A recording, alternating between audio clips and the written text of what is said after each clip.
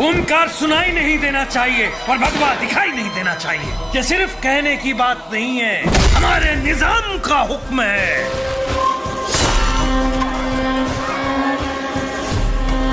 अब हमसे क्या गलती हो गई सरकार? तू हिंदू पैदा हुआ, यही तेरी गलती है। इस्लाम कबूल कर ले, जिंदगी जन्नत हो जाएगी। लेकिन हमारा धर्म। क्या है तेरा धर्म?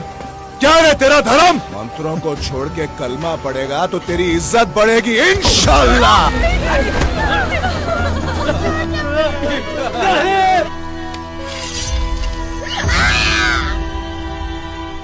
कश्मीर में जो हिंदुओं का नरसंहार हुआ था उसके बारे में सबको पता था, लेकिन एक्चुअली में क्या हुआ था और किस इंटेंसिटी के साथ हुआ था इसके बारे में लोगों को पता नहीं था। जब द कश्मीर फाइल्स मूवी आती है उसके बाद लोगों को पता चलता है कि आखिर कश्मीर के अंदर हुआ क्या था, कैसे हुआ था, किस इंटेंसिटी में हुआ था, किस किस तरीके से हिंदुओं का नरसंहार किया गया था। कश्मीर के हिंदुओं को ये फील कराया गया था कि तुम्हारे लिए मरना ज्यादा आसान होगा यहाँ पे जिंदा रहने से, और कुछ इसी प्रकार की चीजें भी हैदराबाद के अंदर भी हुई थी जब हमारे देश को आज़ादी मिली थी उसके बाद।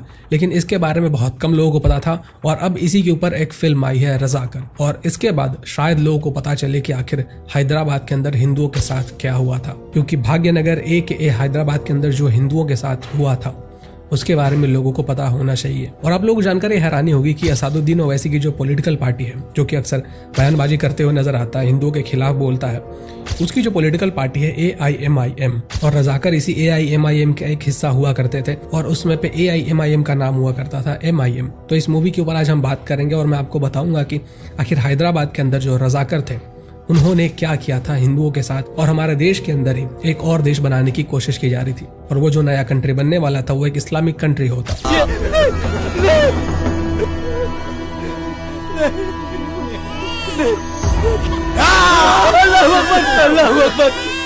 बदलेंगे, धर्म बदलेंगे।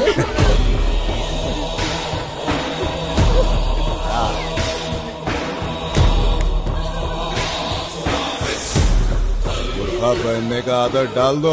कल तक ये गांव इस्लाम में बदल जाना चाहिए। हर घर से अल्लाहू अकबर की आवाज आनी चाहिए। मकबूल का हाथ लगेगा तो ये छोटी बच्ची जवान हो जाएगी। इस गांव के अब सारे मर चुके हैं, जो औरतें बची हैं अब उनसे निकाह करो और बच्चे पैदा करो, इससे हमारा खानदान बढ़ेगा। ऐश करो और हमारी तादाद को बढ़ाओ, जाओ। तो ये जो मूवी है रज़ाकर, ये आज ही रिलीज हुई है हिंदी और मराठी में, और आज मैं अभी देख कर ही आ रहा हूँ इस मूवी को। जब हमारा देश आज़ाद हुआ तो हमारा देश बहुत सारे अलग अलग प्रिंसली स्टेट में डिवाइडेड था। करीबन 562 प्रिंसली स्टेट हमारे भारत देश के अंदर थे। अब ये जो 562 प्रिंसली स्टेट थे, इनमें से 559 प्रिंसली स्टेट ने इंडिया से हाथ मिला लिया और हम सब ने एक देश का फॉर्मेशन किया। लेकिन इसमें से जो 3 प्रिंसली स्टेट थे, जिसमें कि एक कश्मीर था, एक जूनागढ़ था और जो तीसरा था वो था हैदराबाद, तो इन तीनों ने शुरुआत में मना किया था, लेकिन बाद में कश्मीर और जूनागढ़ दोनों मिल जाते हैं भारत के अंदर, और जो हैदराबाद होता है वो मिलने से इनकार कर देता है, क्योंकि हैदराबाद के अंदर जो निज़ाम रूल उस समय पे चल रहा था, इनका ये कहना था कि हम भारत में नहीं मिलेंगे और हम अपना रूल कायम करेंगे, और हमारा ये जो रीजन है हैदराबाद का, इसको हम लोग एक इस्लामिक राष्ट्र बनाएंगे। अब इनकी ये प्लानिंग थी कि हम लोग हैदराबाद को इस्लामिक राष्ट्र बनाएंगे और इसके लिए हम लोग पाकिस्तान की भी हेल्प लेंगे। अब इस्लामिक राष्ट्र बनाने के लिए इनके पास एक पैरामिलिट्री फोर्स था, एक पॉलिटिकल ऑर्गेनाइजेशन था, और ये जो पॉलिटिकल ऑर्गेनाइजेशन था यही था MIM, जो कि आगे चलकर AIMIM बनता है, जो कि असदुद्दीन ओवैसी की पॉलिटिकल पार्टी है। और इसी का एक पार्ट हुआ करता था रज़ाकर। रज़ाकर एक पैरामिलिट्री फोर्स था जिसको कि MIM कंट्रोल करती थी, और ये जो रज़ाकर थे इनका मेन काम होता था कि जो लोग इस्लामिक राष्ट्र बनने में रोड़ा बन रहे हैं उनको मार दो या फिर उनको मना लो। और ये जो पैरामिलिट्री फोर्स था इसी को रज़ाकर कहा जाता था। इन लोगों ने अपने लोगों को ड्रेस पहनाए हुए थे, पुलिस की जैसे खाकी वर्दी पहनाई हुई थी, इनको बंदूक दिए हुए थे, इनको अलग अलग वेपन्स दिए हुए थे। और ये लोग क्या करते थे कि प्राइमरीली जो हिंदूज होते हैं उनको टारगेट करते थे, मारते थे, पीटते थे, उनको कन्वर्ट करने की कोशिश करते थे कि तुम कन्वर्ट हो जाओ, क्योंकि ये जो हमारा एरिया है हैदराबाद या फिर भागनगर का, इसको हम लोग कन्वर्ट कर देंगे इस्लामिक राष्ट्र में, और अगर तुम्हें यहाँ पे जीना है तो तुम्हें कन्वर्ट होना पड़ेगा। अपने मूवी के ट्रेलर में तो एक डायलॉग सुना ही होगा, ओमकार सुनाई नहीं देना चाहिए और भगवा दिखाई नहीं देना चाहिए। ओमकार सुनाई नहीं देना चाहिए और भगवा दिखाई नहीं देना चाहिए। ये सिर्फ कहने की बात नहीं है, हमारे निजाम का हुक्म है। मतलब किसी भी तरीके से पूरी कोशिश की जा रही थी कि जो हिंदुओं का पॉपुलेशन है उसको खत्म कर दिया जाए और ये जो पूरा एरिया है इसको एक इस्लामिक कंट्री बना दिया जाए।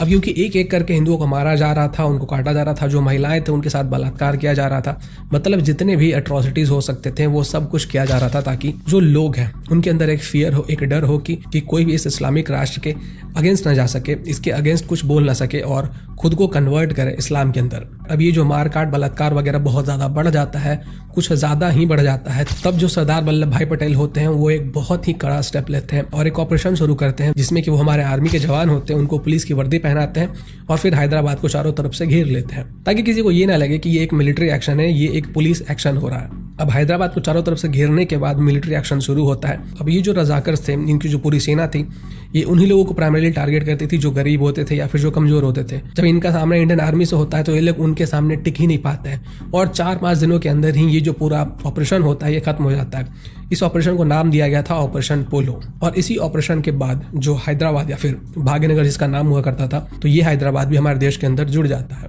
और ये जो रजाकर मूवी है ये इसी के ऊपर बेस्ड है कि किस तरीके से ये जो रजाकर्स थे, इन्होंने अपना मिलिट्री बनाया हुआ था, इन्होंने हिंदुओं के ऊपर एट्रोसिटीज़ किए, मारकाट मचाया, बलात्कार किया, लोगों को कन्वर्ट किया, जो हो सकता था वो इन्होंने किया। अब ये जो रजाकर एट्रोसिटीज़ कर रहे थे इनको बहुत रेजिस्टेंस मिला था कुछ हिंदू गाँव से। कुछ ऐसे हिंदू गाँव थे जहाँ से कि बहुत सारे हिंदू युवा सामने आते हैं और इन रजाकर्स को मुंह तोड़ जवाब देते हैं, जैसे कि वीरा भैरप्पन पल्ली, पेरू मंडला संकेसा। और ये जो रजाकर ने एट्रोसिटीज़ किए थे, इन एट्रोसिटीज़ से कुछ लोग बच भी गए थे, जैसे कि एन मलैया और चिट्टी कोमलू। तो इन लोगों ने बाद में अपने एक्सपीरियंसेस शेयर किए, बताया कि आखिर रजाकर ने क्या किया था और फिर ये जो इन्फॉर्मेशन है वो लोगों तक पहुंचा। इस मूवी के अंदर इन लोगों के बारे में भी बताया गया है और उन विलेजेस के बारे में भी बताया गया जहाँ से बहुत सारे हिंदू योद्धा सामने आए थे और फिर बाद में जो हमारे मिलिट्री होती है वो इनको 72 हुरों तक पहुंचा देती है। अब ये जो हिंदुओं का नरसंहार हुआ था भाग्यनगर या फिर हैदराबाद के अंदर, तो इसके ऊपर एक मूवी आनी बहुत ज़रूरी थी क्योंकि जिस तरीके से कश्मीर फाइल्स आने के बाद लोगों को एक्चुअली में पता चला कि आखिर एक्चुअली में कश्मीर के अंदर क्या हुआ था, वैसे ही लोगों को पता चले कि आखिर भाग्यनगर या फिर हैदराबाद के अंदर हिंदुओं के साथ क्या हुआ था। और इसको लोग सालों सालों तक याद रखेंगे और इसको भूलेंगे नहीं, क्योंकि जो अपने इतिहास से नहीं सीखता है वो इतिहास में ही कहीं ना कहीं गुम हो जाता है। इस मूवी के माध्यम से लोगों को ये बताना बहुत ज़रूरी है कि हमारे इतिहास में ऐसी भी चीज़ें हो चुकी हैं जिनको मिटाने की पूरी कोशिश की गई, लेकिन लोग मिटा नहीं पाए क्योंकि समय समय पर लोग इसको याद दिलाते रहे। इस मूवी के अंदर जो आपको कैरेक्टर्स मिलेंगे वो बहुत बोल्ड मिलेंगे, जो डायलॉग्स मिलेंगे वो भी बहुत बोल्ड मिलेंगे। और जिस तरीके से मूवी का प्रोडक्शन किया गया है, मूवी के अंदर जो छोटी छोटे डिटेल्स होते हैं उसके ऊपर भी ध्यान दिया गया है। मतलब एक हाई क्वालिटी प्रोडक्शन किया गया है। इस मूवी की अगर हम म्यूजिक की बात करें तो इस मूवी में अलग अलग सॉन्ग्स बनाए गए हैं जो कि इस मूवी का जो थीम है उस पर पूरा सूट करता है, जैसा कि कैलाश खेर का जिंदा है तू ट्रैक, चलो रे साथी ट्रैक बाय शंकर महादेवन। तो ये जो म्यूजिक है ये बहुत इंपॉर्टेंट चीज़ें ऐड करता है मूवी के अंदर। इस मूवी को देखने के बाद आपको बहुत पैट्रियोटिक फीलिंग आएगा, अपने देश के लिए कुछ करने की चाहत आएगी और साथ में आपको ये भी समझ में आएगा कि हमारे देश के अंदर ऐसे भी लोग थे जो हमारे देश को एक अलग डायरेक्शन में ले जाना चाहते थे, लोगों को मार काट करके, उनको कन्वर्ट करके। इस मूवी के माध्यम से लोगों तक ये इन्फॉर्मेशन पहुंचाना है कि भाग्यनगर या फिर हैदराबाद के अंदर जो कुछ भी हुआ उसको हमें भूलना नहीं है और पीढ़ी दर पीढ़ी लोगों तक इन्फॉर्मेशन पहुंचाना है। तो मैं आपसे यही रिक्वेस्ट करूंगा कि आप अपने नियरेस्ट थिएटर में जाइए, अपने फैमिली मेंबर्स के साथ जाइए, अपने फ्रेंड्स के साथ जाइए और ये मूवी खुद भी देखिए और उनको भी दिखाइए। तो ऐसे टॉपिक के ऊपर बहुत कम फिल्में बनती हैं और अगर हम ऐसे फिल्मों को सपोर्ट करते हैं तो ऐसी फिल्में और भी बनेंगी फ्यूचर में।